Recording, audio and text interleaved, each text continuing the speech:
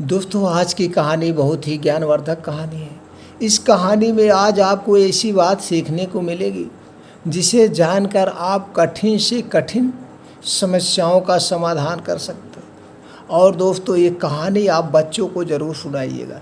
जैसे कि पहले ज़माने में भी हुआ करते थे, बच्चे दादा दादी के पास बैठते थे और दादा दादी बच्चों को कहानियाँ सुनाते थे।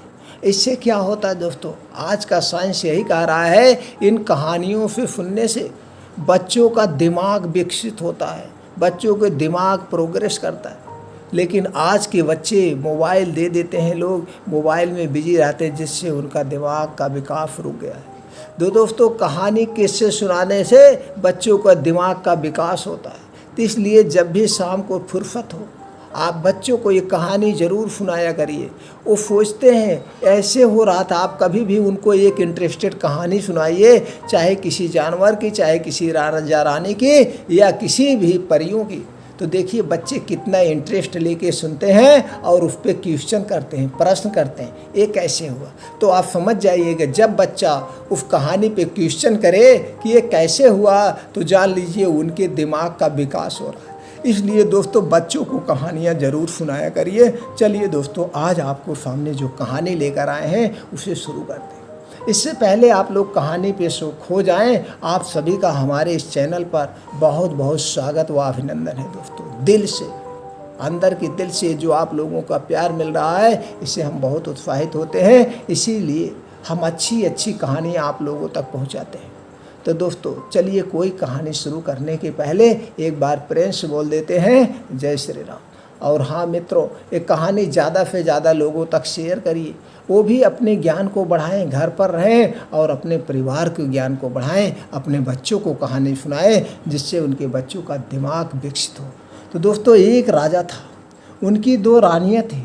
बड़ी रानी का 1 और छोटी रानी के 3 पुत्र थे। राजा अपने चारों पुत्रों को बहुत मानता था, लेकिन बड़ी रानी का पुत्र अपने तीनों भाइयों की अपेक्षा अधिक सीधा, ईमानदार और सच्चे स्वभाव का था। इसीलिए उसके प्रति राजा की स्नेह कुछ विशेष था। तीनों भाई इसी कारण उससे ईर्ष्या करते थे। एक रात राजा ने एक अद्भुत स्वप्न देखा। स्वप्न में उसने एक पेड़ को विचित्र ढंग से उगते बढ़ते और बड़े पेड़ का आकार लेते देखा। पेड़ की जड़ और उसका तना चांदी के थे, सारी शाखाएं सोने की थी, सारे पत्ते हीरों से जड़े थे और फलों की जगह मोतियों के गुच्छे लटक रहे थे। पेड़ पर एक सुंदर तोता बैठा था। तोता जब प्रसन्न होता तो पेड़ खिलखिला रहता था। तोते के उदास होते ही पेड़ भी मुरझा जाता था। ऐसा वैसा पेड़ था। राजा को उस पेड़ ने कुछ इस तरह से आकृष्ट कर लिया कि अगले दिन प्रातःकाल उसने अपने चारों पुत्रों को बुलवाया और उस अद्भुत लुभावने वृक्ष के विषय में बताते हुए कहा, तुम में से जो राजकुमार वैसा वृक्ष ला सकेगा, उसे मैं अपना उत्तराधिकारी बनाऊंगा। इस काम के लिए उसने राजकुमारों को 2 वर्ष का समय दिया। छोटी रानी के तीनों राजकुमारों ने राजा से बहुत सारा धन लिया और वृक्ष की खोज में निकल पड़े। चलते चलते उन्हें एक ऐसा नगर मिला जहां सोने चांदी का काम करने वाले बहुत सारे कारीगर रहते थे। वह तीनों वहीं ठहर गए और कारीगरों से सोने चांदी का पेड़ बनवाने में लग गए। पिता से कुछ पैसे लेकर बड़ा राजकुमार भी भाइयों के पीछे पीछे आ रहा था। तीनों राजकुमारों ने मौका देखकर उसे कुएं में ढकेल दिया। संयोग बस एक चरवाहा पानी पीने के लिए वहां रुका। उसने कुएं में रस्सी डालकर राजकुमार को निकाला। राजकुमार ने इसका धन्यवाद किया और अपने भाइयों की करतूत बताई। उसने अपने पिता के विचित्र स्वप्न के विषय में भी बताया। चरवाहे को राजकुमार से सहानुभूति हो रही थी। उसने बताया, यहाँ से कुछ दूर आगे एक जंगल है, वहाँ एक साधु 6 महीने से समाधि में लीन है। उनकी समाधि जब टूटने वाली है तब तुम उनके पास जाओ, शायद वह उस पेड़ के विषय में कुछ आपको बता सके। कई दिनों तक चलने के बाद राजकुमार जंगल में साधु के पास पहुँचा। बहुत दिनों से समाज में लीन रहने के कारण उनके चारों ओर घास फूस का जंगल बन गया था। राजकुमार ने चारों ओर साफ सफाई की और प्रतीक्षा करने लगा। साधु की समाधि टूटी। वह राजकुमार की सेवा से बहुत प्रसन्न हुए और उसे एक वरदान मांगने के लिए कहा। राजकुमार ने सोने चांदी वाले वृक्ष की मांग कर दी। साधु लज्जित होते हुए बोले, यह तो मेरे बस में नहीं है पुत्र। आगे दूसरे जंगल में मेरे गुरु हैं, वह शायद तुम्हारी सहायता कर सकते हैं। राजकुमार लंबी यात्रा के बाद दूसरे साधु के पास पहुंचा। वह 1 साल तक सोते थे। राजकुमार उनकी सेवा करता रहा। जागने पर साधु ने प्रसन्न होकर वरदान मांगने के लिए कहा। राजकुमार ने उनसे भी वही वृक्ष मांगा, लेकिन इन साधु महाराज ने भी खेदपूर्वक अपनी असमर्थता जताई। राजकुमार उदास हो गया। साधु ने उससे ढाढ़स देते हुए कहा, आगे के जंगल में मेरे गुरु हैं, उनमें दैवी शक्ति अद्भुत शक्ति है। वह अवश्य तुम्हारी मदद करेंगे। तुम उनके पास चले जाओ, हो सकता है तुम्हारी मनोकामना पूर्ण हो जाए। राजकुमार आगे बढ़ा। घनघोर जंगल में भटकते भटकते अंततः उसे तीसरे साधु महाराज भी मिल गए। वह भी राजकुमार की मनोकामना पूरी नहीं कर पाए, लेकिन उन्होंने उसे तरकीब बताई। सामने के मंदिर की तरफ इशारा करते हुए उन्होंने कहा, उस मंदिर के देवता की पूजा करो। देवता प्रसन्न होकर तुम्हें एक मणि देंगे। वह मणि तुम्हें पाताल लोक ले जाएगी। वहाँ ढेर सारी परियां रहती हैं, वही तुम्हारी मनोकामना पूरी कर सकते हैं। उन परियों के पास तक पहुँचो। राजकुमार ने वैसा ही किया और उसे मणि मिल गई। मणि के सहारे वह पाताल लोक पहुँच गए। देवता की मणि देखते ही पहाड़ियों ने द्वार खोल दिया जो भी पहरेदार थे। उस दिव्य लोक में कई परियां थीं, जिनके अलग अलग महल थे। पहला महल चांदी परी का था। वहाँ सब कुछ चांदी का बना था। एक बड़े कमरे में चांदी परी सिंहासन पर बैठी थी। उसने राजकुमार का स्वागत किया और बोली, मैं तुम्हारी ही प्रतीक्षा कर रही थी। राजकुमार ने आश्चर्य से कहा, मैं तो अपने पिता की इच्छा पूरी करने के लिए यहाँ तक आया हूँ। तुम्हें तो मैं जानता भी नहीं। अपनी कुछ विशेषता बताओ। चांदी परी ने कहा, मैं जब चाहूँ चांदी की जड़ और चांदी के तने वाला पेड़ बना सकते हूँ। उसने पलक झपकते ही वैसा पेड़ बनाकर दिखा दिया।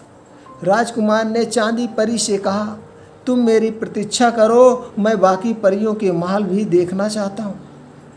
आगे बढ़ने पर राजकुमार ने एक सोने का महल देखा। वह सोना परी का महल था। प्रहरी ने उसे सोना परी के पास पहुँचा दिया। सोना परी ने भी चांदी परी जैसी ही बात कही। उसका विशेष गुण यह था कि जब चांदी परी पेड़ की जड़ और तना बना देती, तब सोना परी उसे सोने की डालियों से सजा देती।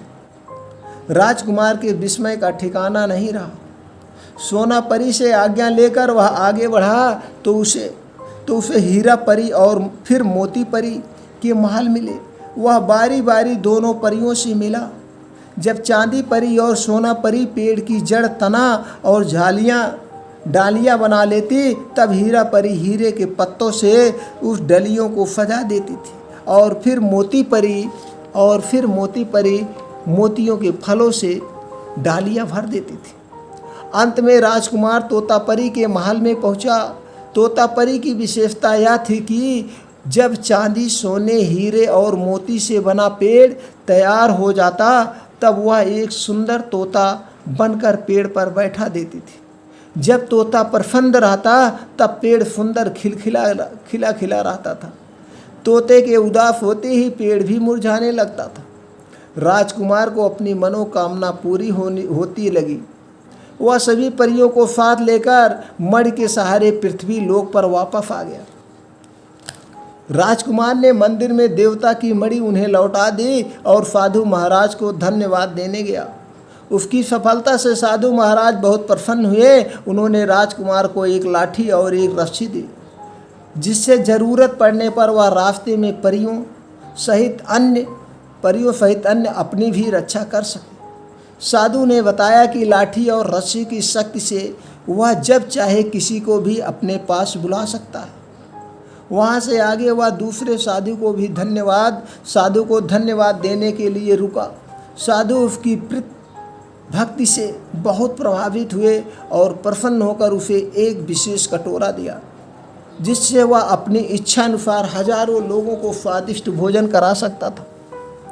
अब पहले वाले साधु के पास जाना बाकी था। उसके पास पहुंचकर जब राजकुमार ने सारी बातें बताई तो साधु को विश्वास नहीं हुआ। उन्होंने सोने चांदी का बना पेड़ देखने की इच्छा जताई। राजकुमार के परियों के कहने भर की देर थी और पेड़ बनकर तैयार था। साधु की आंखें चकाचौंध हो गई। उनके मन में लालच उत्पन्न हो गया। उन्होंने राजकुमार को आज्ञा दी, सभी परियों को यहीं छोड़कर तुम यहाँ से चले जाओ। राजकुमार को विश्वास होकर उनकी आज्ञा माननी पड़ी। राजकुमार विवश हो गया और विवश होकर उस साधु की आज्ञा को माननी पड़ी। कुछ दूर जाते ही अचानक उसे रस्सी और लाठी की याद आ गई। उसने दोनों से कहा, सभी परियों को साधु से छीन कर ले आओ। कुछ ही पल में सभी परियां राजकुमार के सामने थी। राजा ने वृक्ष लाने के लिए राजकुमारों को 2 वर्ष का समय दिया था। वह समय भी जल्दी ही पूरा होने वाला था। राजकुमार जल्दी आगे बढ़ा। संयोगवश रास्ते में उसे उनके 3 भाई मिल गए। वह सोने चांदी का पेड़ बनवाकर राजमहल को वापस लौट रहे थे। उन्होंने चालाकी से राजकुमार से सारी बातें जान ली। उनकी नीयत फिर खराब हो गई। चलते चलते उन्हें रास्ते में वही कुआं मिला। उन्होंने धोखे से राजकुमार को उसमें फिर से ढकेल दिया और परियों के साथ राजमहल में वापस आ गया। अगले दिन 3 भाई परियों को लेकर दरबार में आए। उन्होंने राजा के सामने परियों से रुपाला सुनहरा वृक्ष बनाने के लिए कहा, परंतु बहुत विन्नत करने के बाद भी परियों ने वृक्ष नहीं बनाया। वह पहले ही 3 राजकुमारों के अपने बड़े भाई के प्रति दुर्व्यवहार से क्रुद्ध और दुखी थी कि ऐसा कोई अपने भाई के साथ करता है क्या। लेकिन राजकुमार भला कहाँ हार मानने वाले थे। सोने चांदी का जो वृक्ष वह कारीगरों से बनवा कर लाए थे, उसे उन्होंने दरबार में मंगवाया। राजा ने उसे देखा लेकिन संतुष्ट नहीं हुआ। उसने कहा, मैंने तो पेड़ को बनते हुए देखा था, बनाया नहीं, और फिर इस पर तो तोता भी नहीं है। उचित यही होगा कि हम बड़े राजकुमार के भी आने की प्रतीक्षा कर लें। उधर कुएं में गिरे राजकुमार को एक बार फिर उसी चरवाहे ने बचा लिया। राजकुमार ने आभार व्यक्त करते हुए कटोरे की मदद से चरवाहे के परिवार सहित सारे गांव वालों को स्वादिष्ट भोजन कराया। फिर वह बहुत दुखी और उदास मन से राजमहल की ओर लौटा। उसके साथ न परियां थी न पिता के स्वप्न वृक्ष को बनाने की क्षमता। राजमहल में प्रवेश करते ही उसे दरबार में हुई सारी घटना का पता चला। वह उसी समय पिता के पास गया और उन्हें अपने भाइयों की सारी करतूत बताई। उसने वादा किया कि अगले दिन वह दरबार में स्वप्न वृक्ष को बनते हुए दिखाएगा। लाठी और रस्सी की मदद से उसने परियों को अपने पास बुलाया। अगले दिन वह उनके साथ दरबार में आया। परियों ने राजा के सामने रुपाला सुनहरा हीरे मोतियों जड़ा पेड़ बनाया। अंत में पेड़ पर सुंदर तोता भी आया। राजा प्रसन्नता से गदगद हो उठे। उन्होंने राजकुमार को अपना उत्तराधिकार घोषित कर दिया। दोस्तों, इस कहानी से आपको क्या सीख मिली, इस कहानी से आपको क्या जानकारी प्राप्त हुई, कृपया हमें कमेंट सेक्शन में ज़रूर बताएं।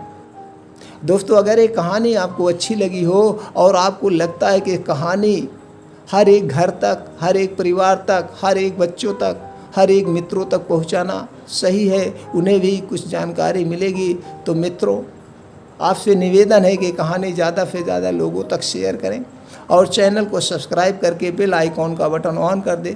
इसी तरह से अच्छी जानकारी युक्त कहानियाँ हम आप तक पहुंचाते रहेंगे। आप घर पर बैठ के उस कहानी का आनंद लीजिए।